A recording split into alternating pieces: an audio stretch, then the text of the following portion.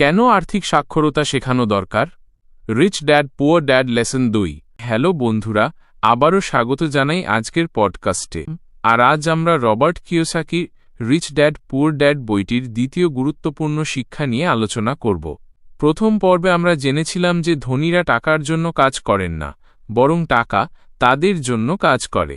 কিন্তু কিভাবে তারা এটা সম্ভব করে? এর মূল রহস্য লুকিয়ে আছে আজকের বিষয়টিতে। কেন আর্থিক সাক্ষরতা শেখানো দরকার? Lesson 2, why teach financial literacy. আমরা সবাই স্কুলে যাই, ডিগ্রি অর্জন করি, একটি ভালো পেশার জন্য প্রস্তুত হই। কিন্তু খেয়াল করে দেখেছেন কি, আমাদের শিক্ষা ব্যবস্থা কতটা চমৎকার হলেও সেখানে টাকা কিভাবে কাজ করে বা আর্থিক ব্যবস্থাপনা, ফাইন্যান্সিয়াল ম্যানেজমেন্ট শেখানোর উপর খুব কমই জোর দেওয়া হয়। রবার্ট কিওসাকি তার ধনী বাবার কাছ থেকে এই বিষয়টি খুব স্পষ্টভাবে শিখেছিলেন যে স্কুলগুলো আমাদের পেশাগত জ্ঞান দেয়, কিন্তু আর্থিক জ্ঞান নয়। বেশিরভাগ মানুষই অ্যাকাউন্টিং, ইনভেস্টিং বা টাকার মূল বিষয়গুলো সম্পর্কে জানে না, আর এই জ্ঞানের অভাবই তাদেরকে ইঁদুর দৌড়ে আটকে রাখে। ধনীরা কিন্তু এই জায়গায় অন্যদের থেকে এগিয়ে। তারা শুধু জানে না কিভাবে টাকা রোজগার করতে হয়, বরং তারা জানে কিভাবে সেই টাকাকে ধরে রাখতে হয় এবং কিভাবে সেই টাকাকে আরও বেশি টাকা বানাতে হয়।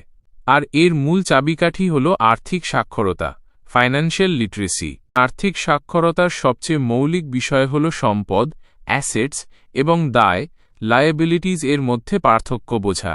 প্রথম পর্বে আমরা এ সম্পর্কে কিছুটা জেনেছিলাম, কিন্তু এইবার আমরা আরও পরিষ্কারভাবে দেখব কেন এটি বোঝা এত জরুরি। সহজ ভাষায়, সম্পদ, অ্যাসেট, যা আপনার পকেটে টাকা নিয়ে আসে, যেমন ভাড়া দেওয়া বাড়ি, স্টক, বন্ড, আপনার নিজের ব্যবসা বা কোনো পেটেন্ট। দায়, লায়াবিলিটি, যা আপনার পকেট থেকে টাকা বের করে নেয়, যেমন আপনার নিজের থাকার বাড়ি যদি আপনি ভাড়া না দেন তবে এটি রক্ষণাবেক্ষণের খরচ নেয়। দামি গাড়ি, ক্রেডিট কার্ডের ঋণ, ব্যক্তিগত ঋণ। গরিব এবং মধ্যবিত্তরা প্রায়শই এমন জিনিস কেনে যা তারা সম্পদ মনে করে, কিন্তু আসলে তা তাদের পকেট থেকে টাকা বের করে নেয়, অর্থাৎ তার দায়। যেমন অনেকেই একটি বড় সুন্দর বাড়ি কেনেন, কিন্তু সেই বাড়ির রক্ষণাবেক্ষণ, ট্যাক্স, ঋণ পরিশোধের খরচ ইত্যাদি তাদের পকেট থেকে নিয়মিত টাকা বের করে নেয়।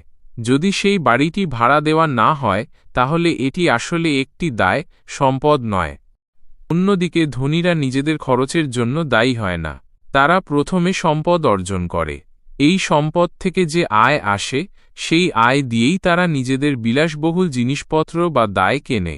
অর্থাৎ তাদের টাকা তাদের জন্য কাজ করে এবং সেই টাকা থেকেই তারা তাদের জীবনযাপন করে।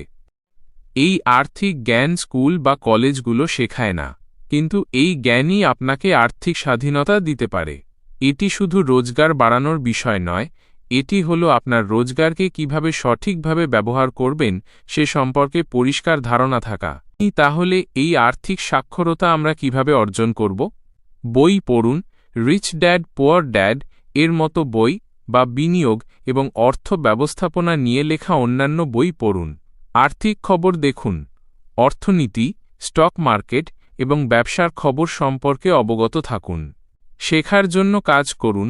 এমন দক্ষতা অর্জন করুন যা আপনাকে আপনার সম্পদ বাড়াতে সাহায্য করবে, যেমন হিসাবরক্ষণ, বিক্রয়, বিনিয়োগ। পরবর্তী পর্বে আমরা রিচ ড্যাড পুয়ার ড্যাড বইটির তৃতীয় শিক্ষা নিয়ে আলোচনা করব, নিজের ব্যবসার দিকে মনোযোগ দিন।